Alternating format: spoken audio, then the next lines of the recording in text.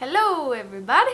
So, makeup. What is that? Well, today I'm going to be kind of walking you through that, going step by step through the products and just kind of giving a simple one-sentence definition of them for you. So, if you're interested in that, then you've come to the right place. Can't wait to get started. So we're just going to kind of go through like a beginner makeup routine type thing. So I've already cleansed and moisturized my skin and I let it sink in. If you're interested on some details on that, then I have a video on how to prep the skin for makeup, and that is going to be linked in the description box below. Let me take off this nerdy old watch. Okay, so the first product that we're going to be talking about is primer. The purpose of primer is to fill in your pores. It can even your skin tone. It can improve your skin's texture. So like if you have dryness on your skin, it can help sort of smooth that over. And it can also change the finish of your skin. So if your skin is typically really shiny and oily, then primer can help to mattify it, or vice versa. If your skin tends to be a little bit dull looking and a little bit flat looking, then primer can give you a more dewy effect on the skin. I'm going to be going in with my favorite primer, the No. 7 Airbrush Away Primer. All of these products are going to be listed in the description box below, so you don't have to like try to take notes or keep track of them or anything. Just smoothing in the direction of the hairs on my face, and then I like to go back in and just press it in. Next step, I like to use a sponge to put in foundation, put in foundation.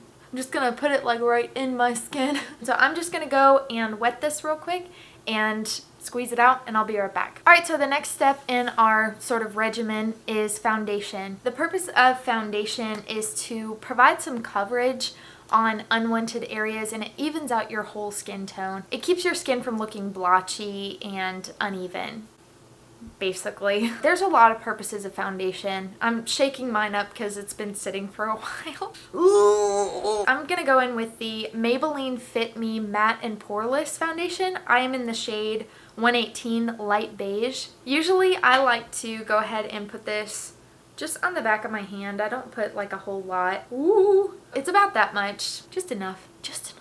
Okay, so I just like to go ahead and dot it around my face. A lot of people will just put their sponge in it and go right in. Sometimes I do that, sometimes I don't. Just depends on my fancy. Bounce this in. Dab, dab, dab, dab, dab, dab, dab, dab, dab, dab, dab, dab, dab, dab. Go in like really light layers. There's no reason to go in with a heavy layer except that you might be in a rush. Once it dries down, it can look really, really cakey. It just hasn't had a chance to like kind of melt into your skin. Kind of like with nail polish. Like you can't just slap on a big gloopy layer of nail polish. You have to like kind of build up to it. You ever like notice something about yourself and you're like, oh my gosh, it's been like that all day? Do I ever even pay attention to myself? Okay, so once that's in there, please, for the love of everything holy, just blend down your neck, people.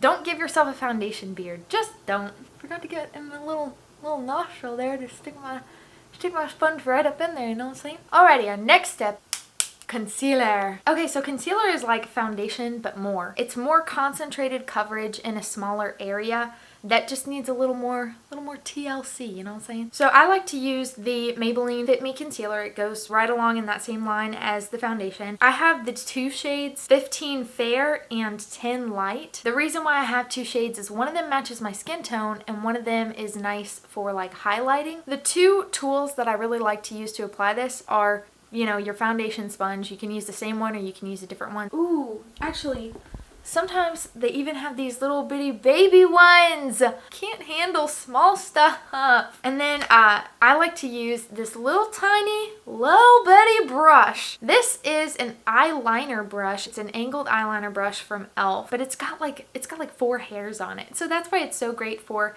using for concealer, because I can just, and then like, I'm done. Back away. Okay, so I'm going to go in for my sort of my blemish spots. Again, putting just a little dot of concealer on my hand rather than, you know, slathering all over my face. And that way I can, you know, use a lot of control. So I'm just going to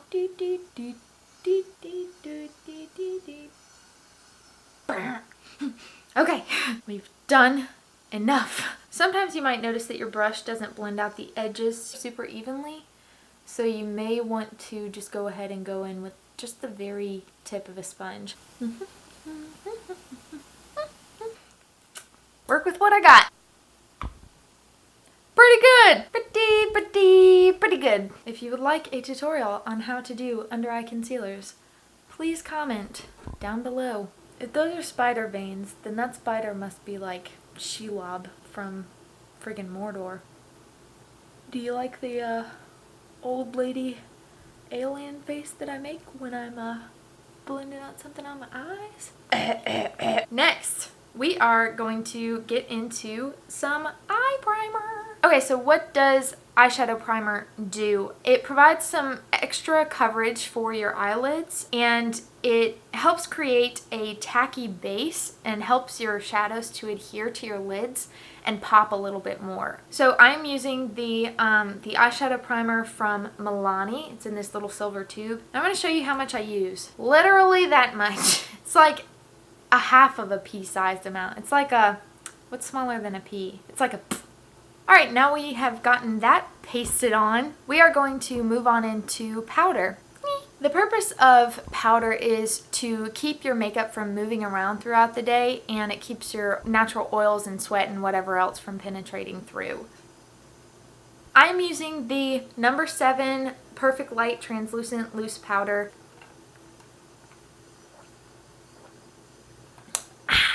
Alright, so before I put on this powder, I'm going to go ahead and tap out my creases. Sometimes your product can gather in the wrinkles of like your eyes, especially any fine lines, that kind of thing. So I just want to make sure that it hasn't done that, because if I put powder over it, I will actually wind up setting those. Then there is no getting it out. You have to start over from scratch or just live with it. I like to take a good bit of powder just on my sponge, not a ton, just a, you know, a light layer, and then I'll just go under my eye. I like to start under my eye, that way I get the majority of the product there, because that's where the creasing is most noticeable. And then I also set my eye primer. I think when you set your eye primer in a powder or in an eyeshadow shade that is very close to your skin tone, it helps all the other shades you put on after that blend out really nicely. I'm also going to take a little more, and I'm going to put it on my nose, because my nose tends to get quite shiny. Just anywhere you think you get shiny throughout the day.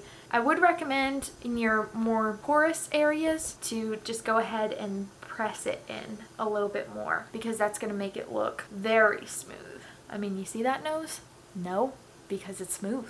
Okay, once I've done that, I will actually tap a little bit more powder just into the lid of this thing. And I like to take this Real Techniques big old fluffy brush, and then I just go ahead and put a light layer of powder over the rest of my face. Anything I didn't get with the sponge. I'm also sweeping over that baking that we did with the powder, where I just kind of put on a thick layer and let it sit for a little bit. I like to sweep over that and kind of use that and kind of bring it down to my cheeks. If I put a layer of powder, then my other powder products like my bronzer, blush, and highlight, those will go on and blend out a lot more seamlessly, which is what I want. Righto, the next step is going to be bronzer. So what bronzer does is it adds structure and a healthy tan effect to the face. Bronzer is different than contour. I can make a video about that. Comment down below if you want to know how to contour, girl, because I'll hook you up. But for today, we're just going to stick to bronzer. So I'm using the Physicians Formula Butter Bronzer. It's in this cute little package. Yeah, it's just a nice, like, even color. Let me swatch it for you. So it gives you a good amount of pigment, but like not too much. So I'm just going to take like a fluffy, smallish brush, and I'm going to go ahead and tap it in, tap off the excess. That way we get an even amount on that brush. And I'm going to start out here under my cheekbones, just kind of bringing structure back to the face, because what we did with foundation is we pretty much got rid of all demarcation on our face of any sort. So bronzer brings that back in, but in the areas that we absolutely want it. I'm also going to do some light contouring on my nose, just a little bit. Righto in there. Just a little under my lip, make it look like I'm pouting a little bit. And my little baby, tiny half cleft.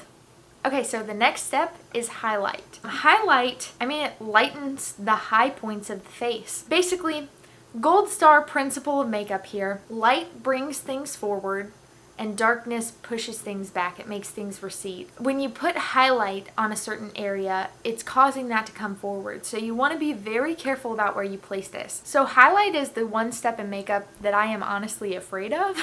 And I think you should have a healthy level of fear/respect for highlight. You can go overboard really easily, and the next thing you know, you look like C-3PO. You know, we're not going for sci-fi here. We're going for natural, and we're going for looking like a heavenly light is falling on your face. I am going to use the Milani Strobe Light Instant Glow Powder in Afterglow. That's the shade that this is. It might be a little bit difficult to see, but can you kind of see like how that's reflecting a little bit? That's kind of what I like to go for. Some people like it to just look like a straight up mirror on their face, like just chrome. Just shiny and chrome. Witness me. Somebody's awaiting me in the halls of Valhalla. I just like to go in something a little bit more romantic, a little bit more feminine, a little bit more soft. So it's totally up to you what you decide to do with your makeup. I'm just putting this on the tops of the cheekbones starting out. I'm not going crazy with this. I'm closing my eyes so that they don't cross.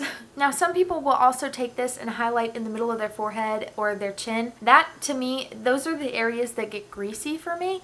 And so I don't highlight there, but you can if you want. Like if you have a smaller forehead, it might behoove you to go ahead and highlight all up in there. Or if you have a really small chin and you don't get greasy throughout the day or something like that, then you definitely can. I don't really like the way that looks on me.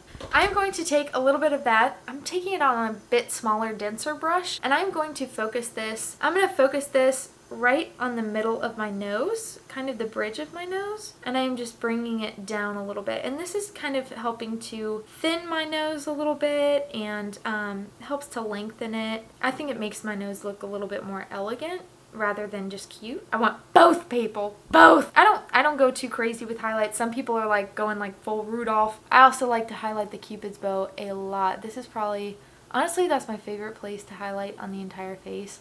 Like the cheekbones make me feel, the cheekbones make me feel good about myself, but like this, like, it makes me feel beautiful. It makes me feel gorgeous. Next up is blush. Blush adds a healthy flush to your face and it adds dimension. That way we're not so monochromatic from what we've been doing so far. I'm going to use the Milani Baked Blush in Luminoso. This is like my favorite color, I think, in the universe. Actually, it's not, but it's one of them. It's up there. Mine is actually broken because it's been so well loved.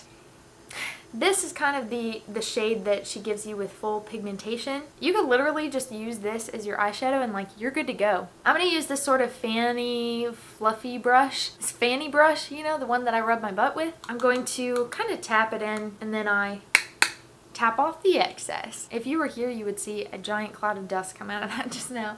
So I like to go ahead and stamp it a couple of times, and then once I get kind of the fullest pigmentation that I want, then I start to blend it inwards, and I like to keep it far up and away from my mouth because it helps you look a little bit more feminine, a little bit younger.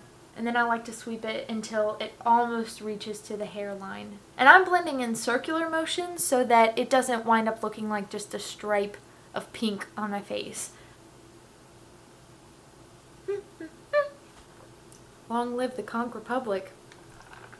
No, the moment you've all been waiting for. Eyeshadow. So what eyeshadow does is it adds shape and contrast to the eyes. The number one hint that I can give you when it comes to applying eyeshadow is just build in light layers. Eyeshadow is one of those things that can be one of the most intimidating things to put on your face, like for a lot of people. But it doesn't have to be. If you build in those really light layers, you're not giving the eyeshadow an opportunity to get ahead of you and to get out of hand. You know, you're keeping control the whole time. Okay, so we have already put on a base of our face powder, and so I'm not going to set my eyeshadow again. By the way, I am using the Milani Everyday Eyes Must Have Naturals palette. So it comes with 6 shades. It's got a couple of mattes, then it's got 3 shimmers. I highly recommend getting a palette like this. You can get a lot of good stuff at the drugstore just for like this one was $10. Okay, so we're going to start out in this shade right here. This is the lightest matte shade, and I'm just going to plop it on my eyes. I'm using a fluffy brush, and I'm just going to kind of diffuse it all throughout my crease. Okay, I'm going to go in with this slightly darker color. Actually, it's a lot darker, isn't it? I'm going to test it on the back of my hand before I put it on my eye. Okay, that's not too bad. And I'm going to pack it and then circle it, keeping it really low. If you would like a more in-depth eyeshadow tutorial, please let me know. I would be happy to oblige for any of your makeup requests. Most of your makeup requests. There are some things I will not do.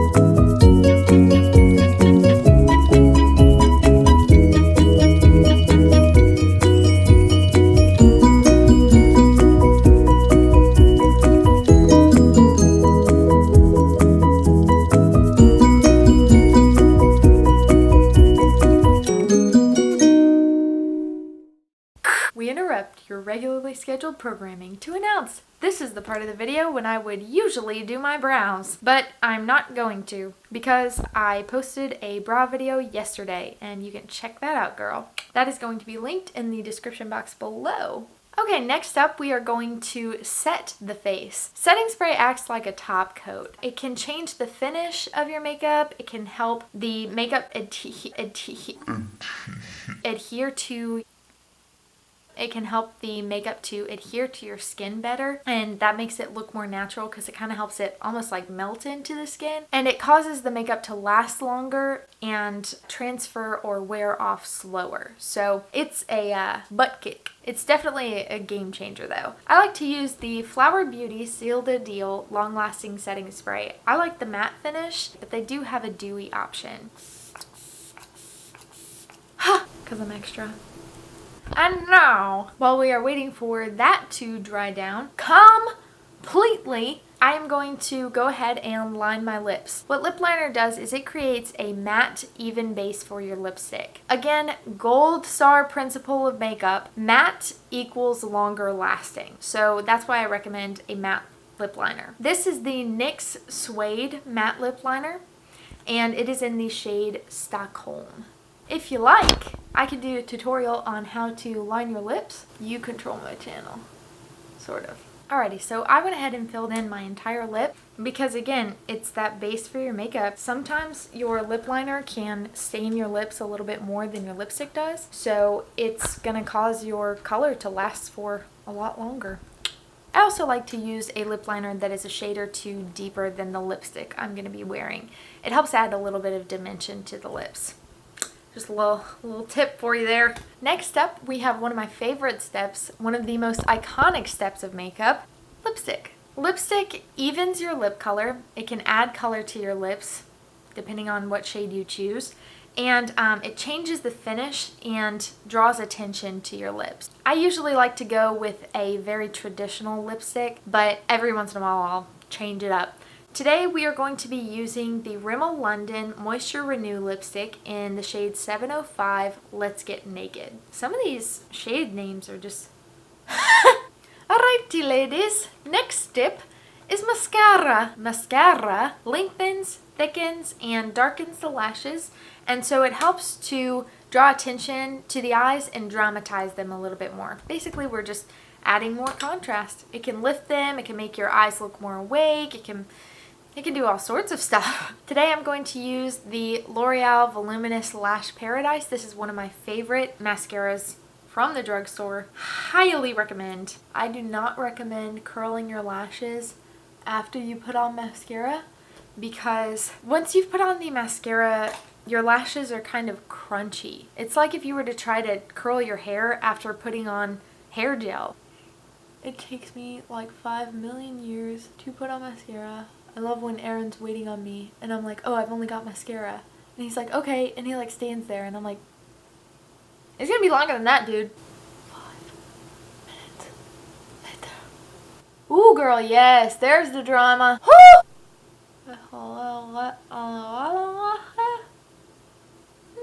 feel like a Disney freaking princess with these on. Feminine goals. Okie doke. So now I am going to go ahead and do my brows off camera for the other video, and you can watch that if you're super interested. But till then, I'll see you in a sec.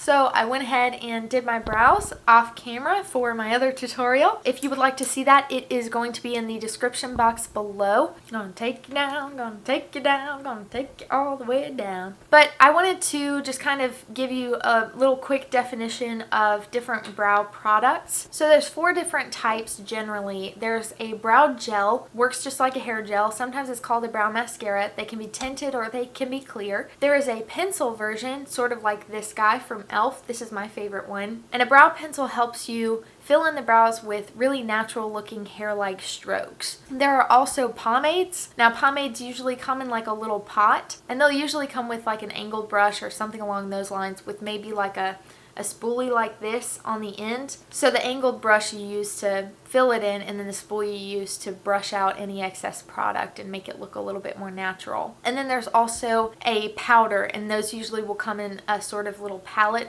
along with an angled brush, and that also helps to fill in, but a little bit lighter. So all of those fill in the brows. Some of them help to stay in shape. You know, depends on your personal preference. Use whatever you like to get the brow effect that you prefer.